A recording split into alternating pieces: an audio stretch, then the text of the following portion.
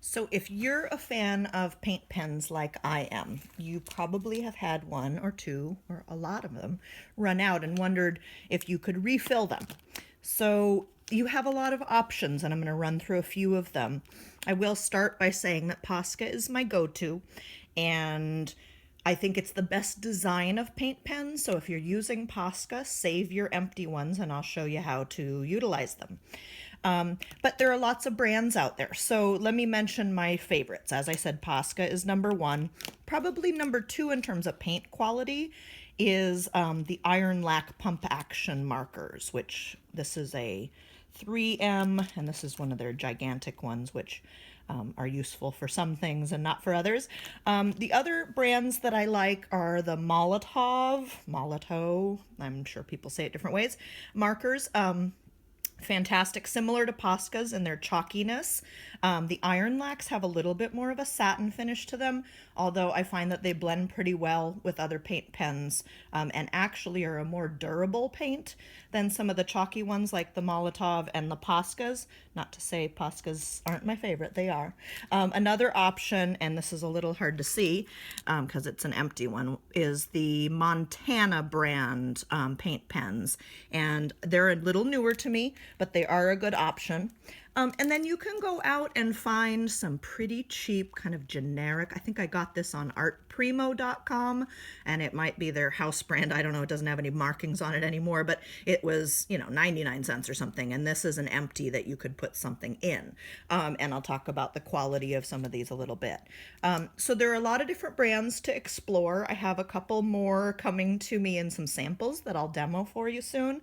But I'll kind of stop there with the talk of brands and show you a little bit of the anatomy of a paint pen. So this is an old Posca that I finished and have set up as a clean example of what the insides of these look like. So Poscas are very easy to open, but because they're made in Japan, they open and close the opposite of what we're used to. So it's not righty-tighty, lefty-loosey, it's opposite. So you turn to the right to open that, and this colored piece, this is a Posca 1M. They have these little pointy plastic nibs, and I'll talk about nibs in a minute. And this top part just screws right off, okay? So if you have a full one, be careful. I recommend being over a sink or having something down, because I've spilled a lot of paint learning how to do this. But you can just take this off and set it aside. And inside you're going to find, you can see I've mixed I had a purple insides to this green pen, but this is what's in most paint pens or some version of this. It's kind of a little plunger. There's a spring in there. So as you depress the nibs, it lets some paint through. And these you can take out, you can clean them, rinse them under warm water. You can disassemble them even further if you feel like getting aggressive, and maybe I won't do it on camera, but you can get a nail file or your fingernail in between right here, and this will all come out. You can take the spring out, rinse it, and put it back together. Usually I don't have to do that, but occasionally I've needed to, just to rehab a pen I wanted to use. And then inside here, you're going to have a lot of paint, so don't do this at home, but mine is empty, so I can tip it out. You're going to have some kind of mixing ball. In Poscas, they're a little metal BB, steel, I imagine. In other brands, they vary in type. So to reassemble, you just plop that back in and screw your top back on. And remember, left to tighten. So for the nibs on all paint pens, but Posca's in this example, they just pull right out.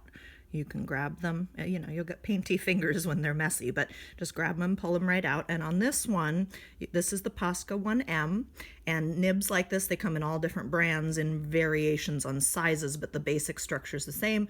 They're a little plastic tube. The paint comes in at the back end here where it's pressing on your plunger, and then the tip is split into quarters with little slits. And the thing about these tips is they're great because you can wash them out. Some hot water does a lot of good when these are clogged. The drawback is that they have these little points because of the way the paint flows through them. And so if you're working on rocks like I do, if it's a bumpy surface, they tend to catch. And the trick with that is just to remember that if you're pushing this pen, those tips of your nib are going to catch on a bump and splatter. If you are pulling as you're working, that won't happen. So regardless of your surface, this is still a great option for a paint pen. Many other brands have similar tips, and I'll show you a couple of those.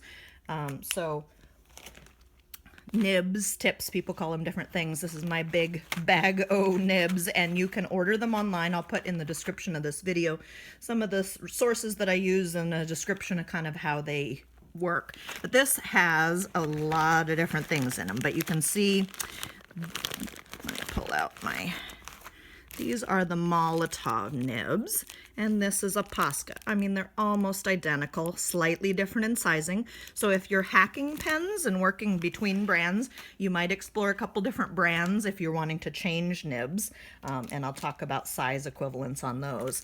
Let me show you another favorite paint pen. This is the Ironlak Pump Action marker. This is the 3mm size, and this is my example. Oh, and it may be a terrible example because it might be kind of clogged, but no, it's fine. So this is again an empty pen, so be careful if you're opening them. They tend to spill, but they're basically designed the same way. Oh, with the Ironlaks, I'll have to check if you can pull them out both directions, but the nib is in the tip right here, and sometimes will come out, or maybe it gets stuck in there like it did for me, but the plunger system is essentially the same.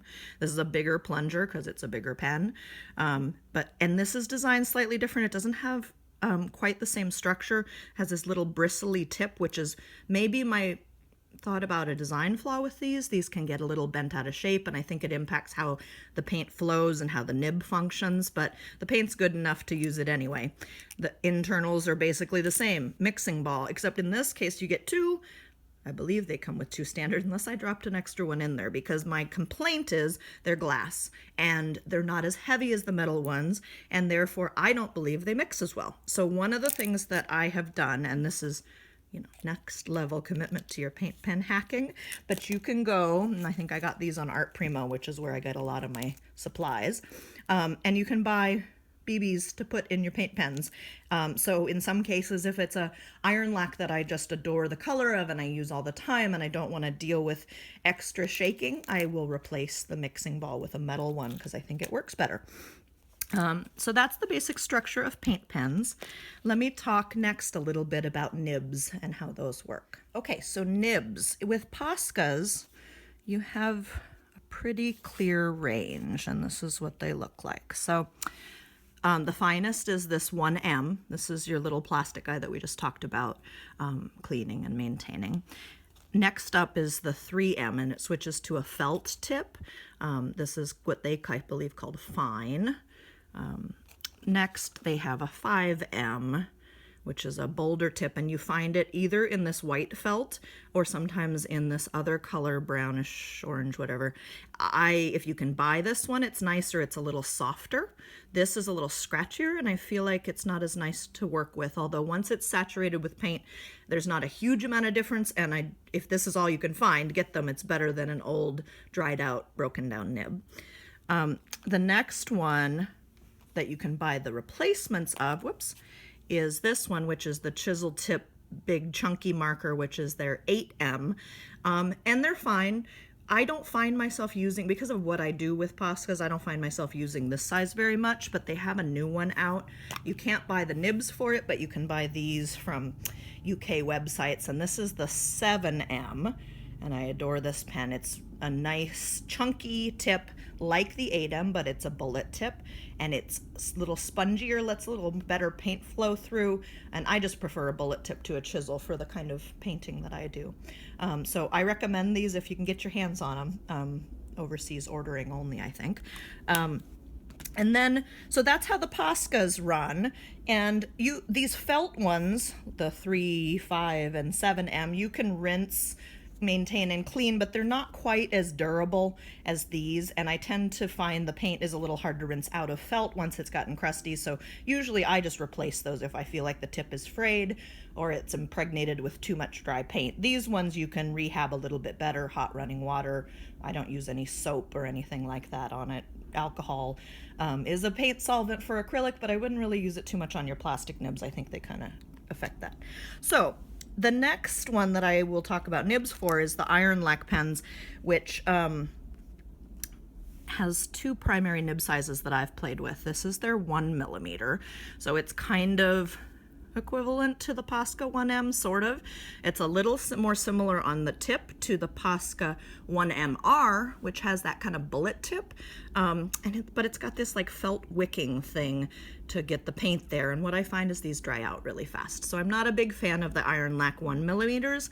What I tend to buy is what they call a 3mm, which has this nib in it, which, if you will notice, is really similar in size to the Posca 5M. So sometimes the number equivalents don't really make sense between brands, but this nib is fine, but it's a little bit less pliable, and you can see the tip is a little bit more blunt.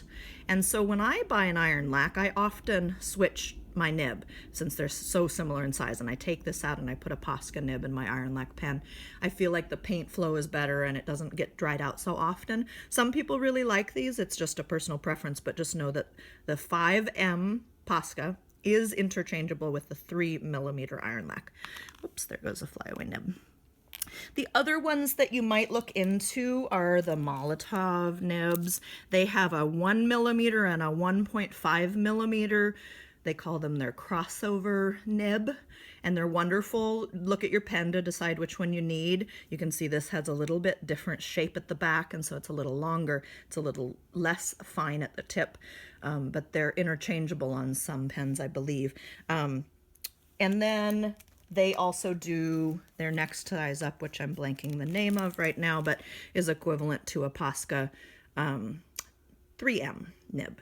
And so they have some felt tip options. And the next question is, what do you put in your pens when they run out, right? So there are a few options. One thing I do, because I am a big fan of the type of paint in the Posca pen, it's so nice and liquidy and opaque and lovely, that I buy big markers that I might not normally use for my actual painting, but I open them up and use the contents to refill smaller ones that I run out of all the time.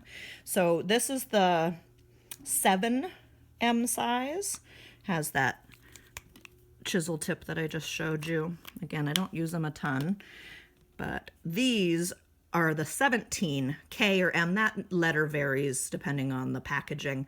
And they come in, as you get bigger in these sizes, that's a little more limited what colors they come in. I believe these only come in white and black and some primaries. But these are gigantic, and that's a lot of white Posca paint. And so I'll just buy one or two of these to keep in my supply kit to use for refilling. So let me show you how I go about that. First of all, I'll show you how to open these, but before you get started, I tip the contents into a little needle-nosed, nice and crusty because I refill a lot, needle-nose bottle so that I can easily refill with them. This is my white, and you can buy those, just kind of a pack of these. Amazon has them, craft stores, etc. And you could get bigger ones if you're using a bigger paint supply. Depending on what you're using, you might need a little more storage. And the basic idea goes like this. When you open these up, let's see if I can easily remember right to open. It's still just opening this top part. Now, depending on how your paint pen is, you may find that the plunger on this just kind of sticks in your lid. In this case, it's kind of useful. Just leave it there. But if you need to rehab it because you're cleaning it, you can pull it out and access it. But I'm just going to set it to the side. And so what I would do is take one of these empty bottles, open it up, and carefully over a sink or something, pour it into this bottle. Watching for the fact that in this, you can hear it in there, you have a BB mixing ball down in there too. So that's going to come rolling out at you. Be careful so it doesn't splash paint in your face. And save, I pretty much save all of my empties because I find that they're useful in other ways later, just a drip of paint or using them for a mixing container or something. These open basically the same way, although I think on these the plunger internally is actually attached, so you won't have to deal with that as much. So basically I just utilize this. Take my empty, open it up. Oh, plunger came out with that one. I would take my plunger out, open this up, squirt some paint in there. Now, these fill up pretty quick, so I suggest going slow. A few drops go a long way. And sometimes you want to have something nearby, a little oh, I don't know, a bamboo skewer is a good one, something long and skinny that you can poke down in there because little bubbles form. And it's good to pop those, and then you can fit a tiny bit more paint without overflowing. Then you just reassemble your pen, if you can get it back together, and off you go, priming like you would just a brand new pen. So a couple more options for refilling choices. So I really like the Ironlak paint, and you can go online and find refill jugs of their paint. Posca doesn't do that, so that's a nice option. One of the empty paint pens that I showed you was a Montana brand, and this is their refill. And I've used these to some degree. They're a lot like Posca. I think it varies color to color what I particularly like, so I think you just have to play with it and see what suits your needs. Like I said, I keep, bottles of Posca to refill with. This is an Ironlak that if you don't want to go into refilling in large quantities, I just bought a big one. This is their, what size? 15 millimeter size, emptied into a squirt bottle to refill with. And then, some people take just their Deco Art or Apple Barrel paint and water it down. I'm not a huge fan of just doing that with water. I find it tends to clog the nibs and just isn't as opaque as I want it to be, or as stable. So if you're going to go that route, I recommend looking for a medium to mix with other than just water. There's a Golden brand airbrush medium that you can mix down with, and it just is more stable, and it keeps it from clogging because it's designed to go through an airbrush. So if you're going to do that route, I recommend exploring that, and maybe I'll do another tutorial on how to do those things.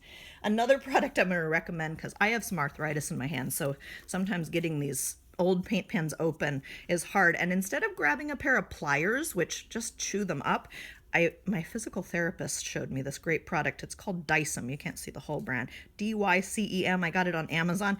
And it's this plasticky sheet. You get it in rolls.